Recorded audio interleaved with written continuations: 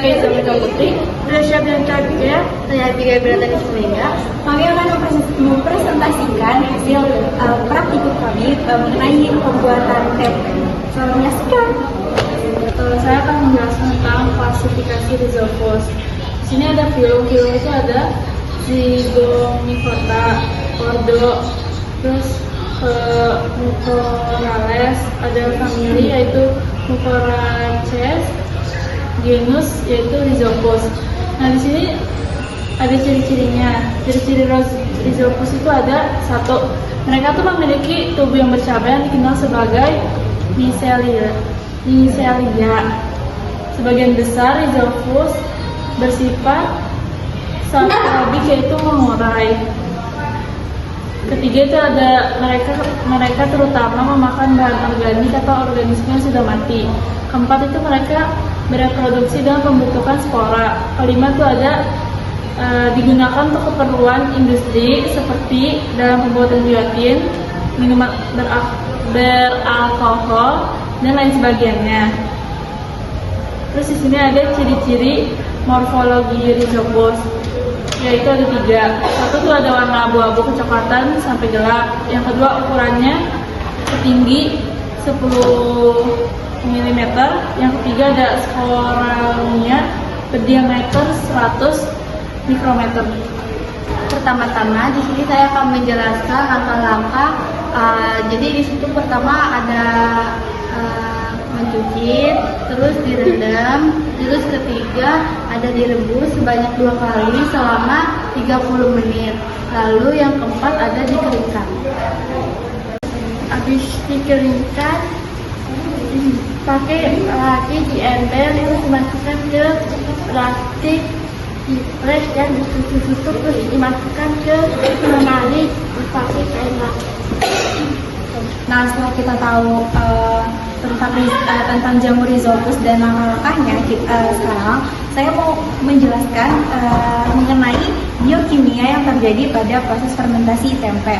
Nah, jadi di langkah pertama itu kan kita harus mencuci dulu si kedelainya dan kita rebus. Nah, itu tuh tujuannya atau menghidrolisis si kacang kedelai itu. Jadi tujuannya tuh supaya si kacang kedelai itu menyerap banyak air dan dari proses perebusan itu si kacang kedelainya itu jadi empuk gitu kan. Nah, itu tuh bakal bikin nantinya si jamurnya itu lebih gampang menyerap kedelainya. Nah, selanjutnya setelah kacang kedelai itu punya fisik yang lembek, yang punya banyak isi, yang mengandung banyak air. Nah, setelah itu kan kita mengeringkan. Kenapa harus dikeringin? Karena si Rhizopusnya ini nggak suka kalau misalkan terlalu banyak air. Nah, si Rhizopusnya itu tuh suka air tapi nggak suka yang becek banget. Jadi kita harus memastikan kalau si kacang kedelai ini benar-benar kering, dan kita harus kupas kulitnya juga, karena itu kalau misalnya kita nggak bersih itu bakal menghalang si Rhizopusnya buat tumbuh.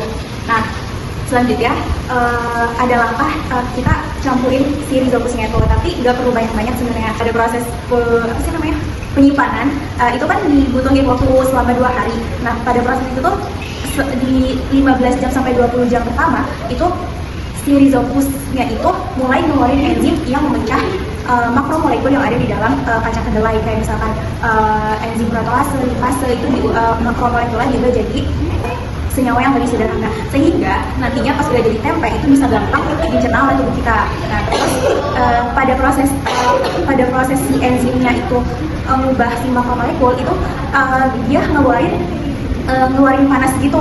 Nah, yang kalau misalkan kita lagi ngecek si tempenya itu terus dia hangat atau panas gitu, nah itu keluar dari proses si enzimnya itu yang lagi mengubah makromolekulnya.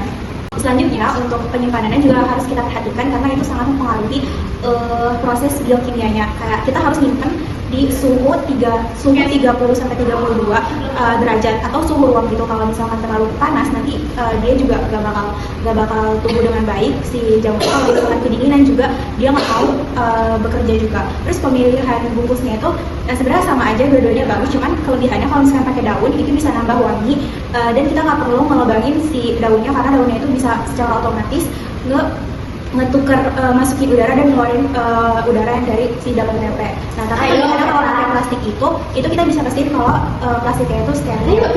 Pokoknya tujuan dari proses fermentasi ini sangat berguna untuk kita, karena dari proses fermentasi ini terjadi proses biokimia yang nanti tubuh kita bakal lebih mudah mencerna protein yang ada di dalam kacang kedelai.